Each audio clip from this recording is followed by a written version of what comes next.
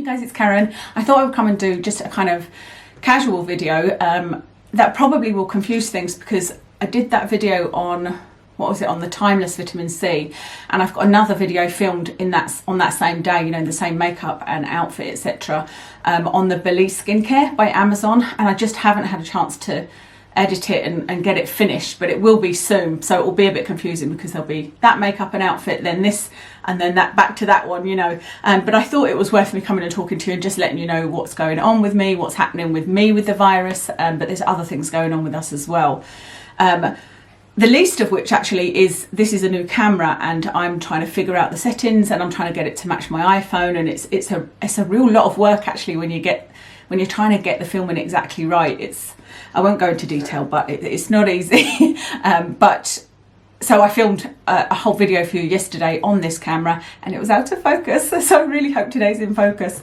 I'm feeling a bit more cheerful today. If you follow me on Instagram, you'll have seen I've been a bit of a wreck. I've been exhausted, and some of it is to do with the virus, but mostly to do with Watson.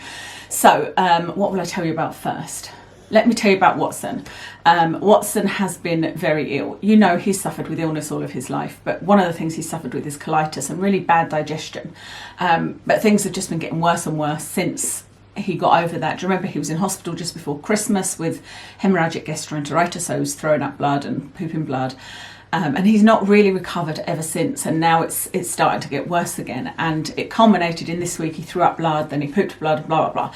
So we've been to the vets about 5 times this week. We've been to the emergency vets. We were at the emergency vets last week as well, and yeah, it's just been really frustrating, and I've been really stressed because the virus thing has changed the way we're going to the vet. You know, you can no longer just pop in and get your medication or anything like that, and for your appointments you've got to phone them when you're outside, and then they come out to you and get the dog and take him in and treat him, and then you have to pay over the phone. It's all just a bit of a palaver, but totally understandable.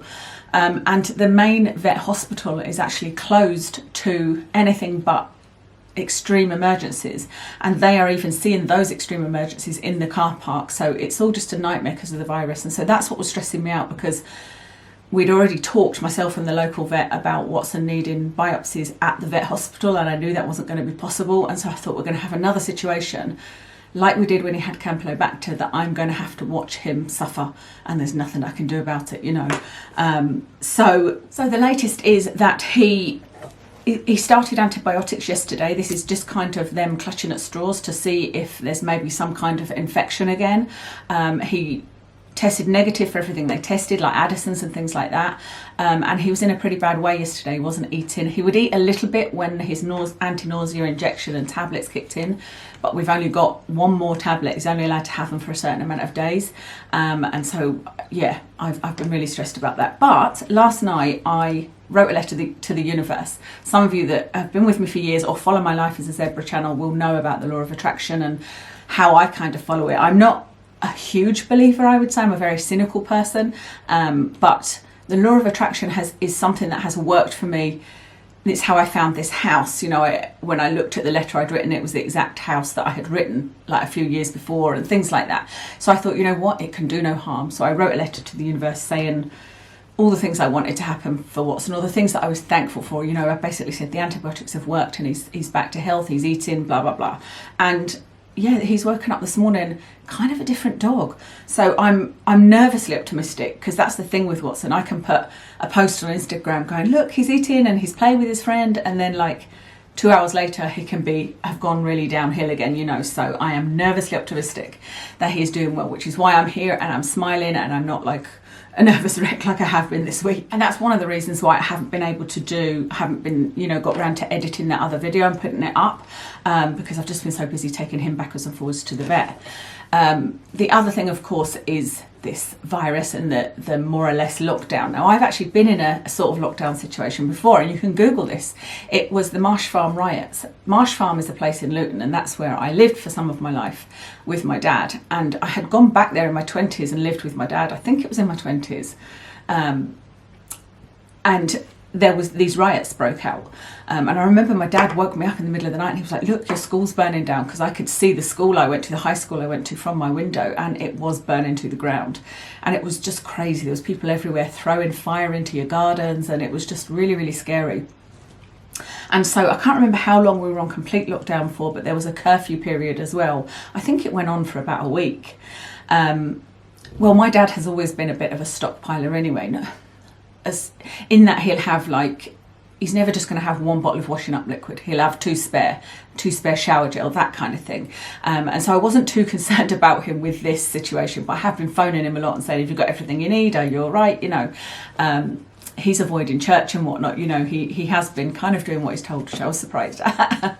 But of course I need to do shopping for him. Like I've said to him, when your stuff runs out, it's probably better that I go to the shops and see you. I haven't seen him yet. I said to him, I'll avoid you for the time being, but it will be better that he's just exposed to me and I make sure I'm, you know, as hygienic as possible and get his shopping rather than him going out in a shop full of people.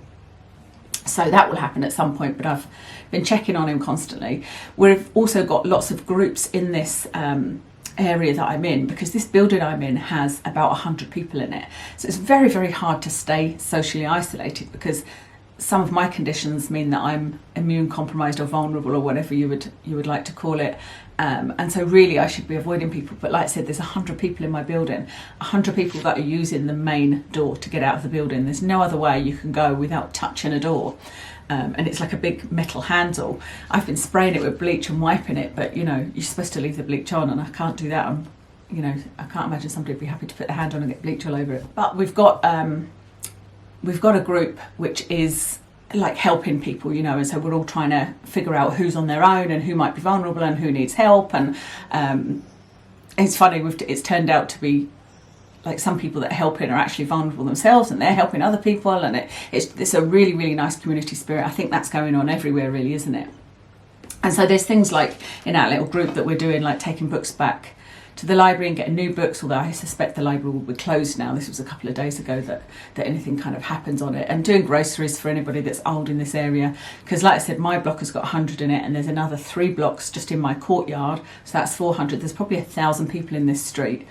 We're still seeing people when we go out for a walk with the dogs as well, you know, with the dog. Ed was working on Thursday and Friday, so yesterday and Thursday he was working, but he will be working from home next week.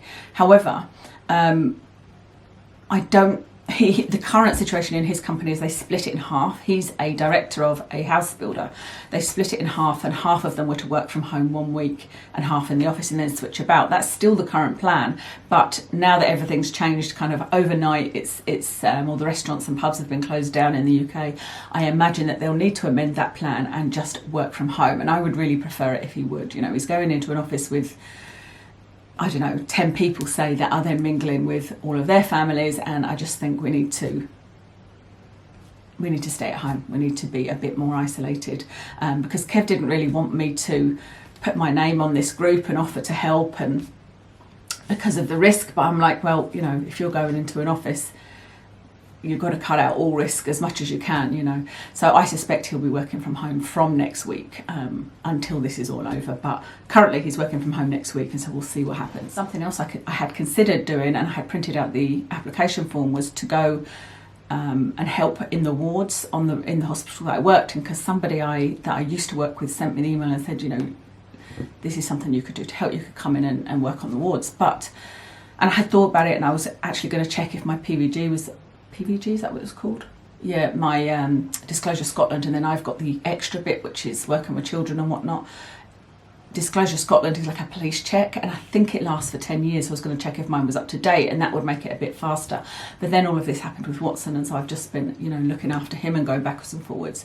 And again, Kev is not overly keen because of my health. I don't think it's even the risk I'm putting myself out of getting the COVID-19. It's more the fact that I'm already struggling with headaches and whatnot, and you know, this is not that kind of thing. Will make me very emotional, and it won't help the situation. I'm more of a risk taker. Kev's more the sensible one, I would say. There's now actually somebody we know that has the virus. It's a friend of ours. See that? Do you find that you're itching your face a lot more, or you're noticing it much more, how much you want to touch your face? It's just so, I feel like my face is itchy all the time. And the other day I was talking to Kev on the phone, and I was in the car, and I just went like that in my inner eye, and I was like, oh my God, I just did that. And I've been like touching things out in the shops and whatnot, you know. I was like, oh. Anyway, yeah, so a golfing friend of Watson's, of Kev's, has got the virus. He's okay though, he's at home, he's self-isolating, and he has been self-isolated for a week because he sent Kev a text saying I've got a week to go. He's actually a GP, so it's understandable in a way that he would get it because he's obviously sees loads of people with illnesses and with symptoms. And we were trying to figure out if Kev had it because we were like, or had a chance of getting it because he played golf with him 2 weeks ago. But I think we worked out that he would have had it by now with the incubation period and everything. I suppose it's not impossible because we still don't know everything about this virus, do we? That's the scary thing. But there's nothing he can do about that now. You know, we can only go on being careful and washing our hands constantly. And I don't know about you guys, but my hands are so dry. And I don't get dry hands. I haven't been to the gym for a while. It was a perfect excuse for me not to go to the gym, to be honest with you. I've been doing Pilates videos at home on YouTube. I just thought, no, that's just an extra risk that is unnecessary. And we've been struggling to find things in the shops, as everybody has. I think we've got about a pack of 9 toilet rolls that we've not yet started. And so I did see the other day they were stocked up. But I didn't buy any because I thought if I was doing my normal shop, I wouldn't buy any now. I'd wait until they were gone down a bit and then I'd buy some. So, you know, I think it's a shame all the not looting that's going on, the stockpiling that's going on, or the hoarding. And so I thought, no, just leave it, you know. So hopefully we can get some when it gets to the point that we need some. It does seem to be getting a little better because I went to Asda, M&S, Sainsbury's and Morrison's to try and find pork loin for Watson because the vet had told us to get pork loin and corned beef to try and tempt him to eat because he hasn't been eating, and I couldn't find either of those in any of those shops. And actually I had 20 things on my list that I was looking for because we normally do an online shop, but I got the notification of my online shop and basically there was only 2 things coming. Everything else was unavailable, so I just cancelled that, sent it to Kev. He couldn't believe it. It was like, oh my god. He went to shops on his way home as well, and what did he manage to get? He didn't get pork chops or pork loin steaks, but he did get us some steak. He said these are the last 2 steaks on the shelf. He said because we need to think about our own dinner as well, you know. So we've got some steaks tonight, we've got dinner for tomorrow night, and then I don't know what's happening the rest of the week because we'll need to see what's in the shops. But yeah, couldn't find any pork loin steaks, but eventually I found some yesterday. But I went yesterday morning about 9:30, and so I think it's throughout the day the shelves are getting emptied, you know. It was horrible to see, especially because I could see, like, you know, people walking around the store that were elderly and kind of looking at the shelves like, oh, what am I going to buy, you know. So yeah, we're having the same problems as everybody else, but I hope that it's going to slow down now, especially after seeing that woman on the news that was a care worker. And actually my sister-in-law put a post on Facebook saying that she had gone to the shops to get one of her, she looks after elderly people in their homes, she's a community nurse, and she had gone to the shops to get her some toilet roll and couldn't find any, so she gave her own, you know. And they're quite right. They're the people that are going to be looking after us. You know, these nurses and whatnot, if any of us get sick, they're going to be the ones that are looking after us, and they're working all day long and don't have the chance to get to the shops early, you know. So, like, leave some stuff on the shelves for them, you know. I think that's all there is to update you from my end. It's Saturday today. I don't know when I'll get this uploaded for you. We are going to take Watson to meet his friend today. The couple that we're meeting have been self-isolating for, I don't know, a couple of weeks now, except for dog walking. Because there's a place that we all walk our dogs kind of at the end of the street, and we often meet there, you know. And so we've just been keeping a fair distance, and we're obviously not touching each other, and none of us have symptoms or anything, so it should be fine. So we're meeting them for a dog walk. We're going to need to try and figure out getting some shopping, because although we've got the steak, we've got nothing to go with it. Kev was actually going to be playing golf. Kev cancelled his golf because I was so stressed about Watson. He came home at lunchtime yesterday from work to help taking Watson to the vet because he had to go, have bloods, leave, go back, have an injection, leave, go back, have more bloods done. It was just a bit of a nightmare.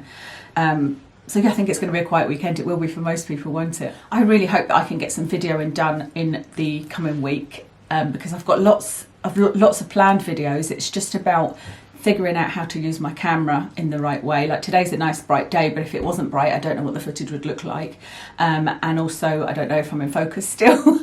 And also it depends on Watson and how his health is. But the next video you'll see will be the Amazon skincare one.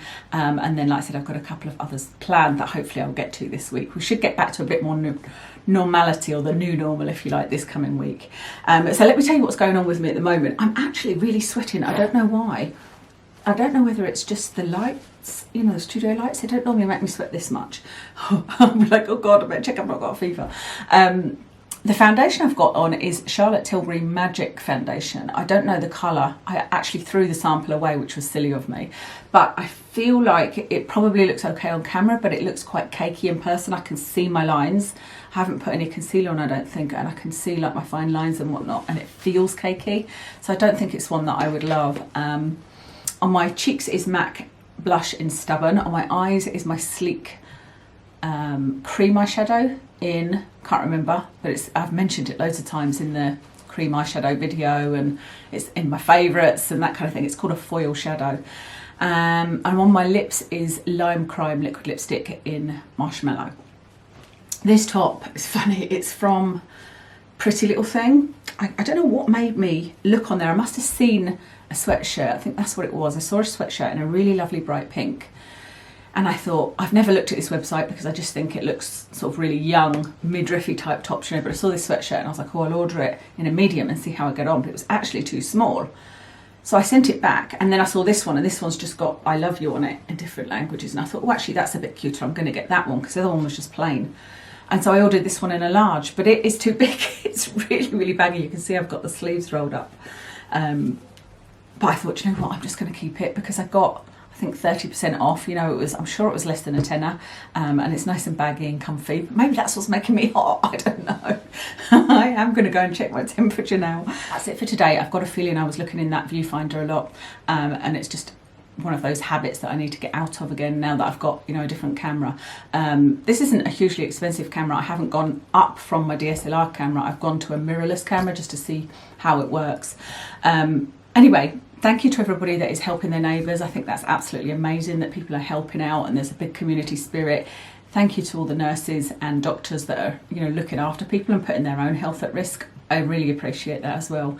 And I think that's everything. So please stay safe and let me know what's going on with you and how you're keeping yourself occupied and, you know, what your concerns are. We do have a concern about Kev's job because, like I said, he works for a house builder and nobody's buying their houses. They're already in crisis talks. So it is an extremely worrying time. Somebody said that I looked very calm on one of my vlogs on Instagram, and I thought, well, I have my moments of being calm and being frantic, and mostly if I'm frantic it doesn't go on Instagram, if you know what I mean, other than this week it has done with Watson, because it was just a bit of a distraction, you know. But I know that everybody's in the same boat. We're all worried. Everybody's worried about income, jobs, etc. We just have to hope that it will work out in the end. So thank you so much for watching, and like I said, stay safe and I'll speak to you again soon.